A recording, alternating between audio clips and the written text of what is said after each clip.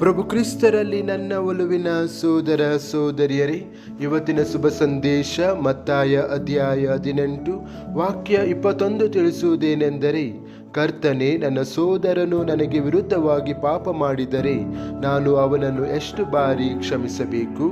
ಚಿಂತನೆ: ಕ್ಷಮೆ ಎಂಬುದು ನಾವು ಎಣಿಕೆ ಮಾಡುವ ಅಥವಾ ಮಿತಿಗೊಳಿಸುವ ವಿಷಯವಲ್ಲ ಎಂದು ಯೇಸು ನಮಗೆ ಕಲಿಸುತ್ತಾರೆ.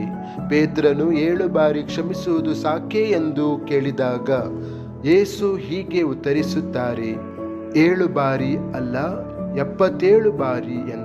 ಕ್ಷಮಿಸುವುದು ಎಂದರೆ ನಡೆದ ತಪ್ಪುಗಳನ್ನು ಒಪ್ಪಿಕೊಳ್ಳುವುದು ಎಂದಲ್ಲ. ಬದಲಾಗಿ ಕೋಪ, ನೋವು ಅಥವಾ ದ್ವೇಷ ನಮ್ಮ ಹೃದಯವನ್ನು ಆಳಲು ಬಿಡದಿರುವುದೇ ಆಗಿದೆ. ದೇವರು ನಿರಂತರವಾಗಿ ನಮ್ಮನ್ನು ಕ್ಷಮಿಸುವಂತೆಯೇ ನಾವು ಕೂಡ ಇತರರ ವಿಷಯದಲ್ಲಿ ಅದೇ ಕರುಣೆಯನ್ನು ತೋರಿಸಲು ಕರೆಯಲ್ಪಟ್ಟಿದ್ದೇವೆ.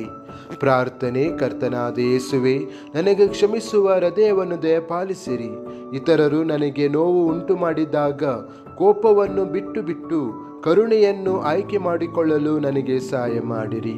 ನನ್ನ ಗಾಯಗಳನ್ನು ಗುಣಪಡಿಸಿರಿ ಮತ್ತು ನೀನು ನನ್ನನ್ನು ಕ್ಷಮಿಸಿದಂತೆಯೇ ನಾನು ಇತರರನ್ನು ಕ್ಷಮಿಸಲು ನನಗೆ ಕಲಿಸಿರಿ. ಆಮೆನ್.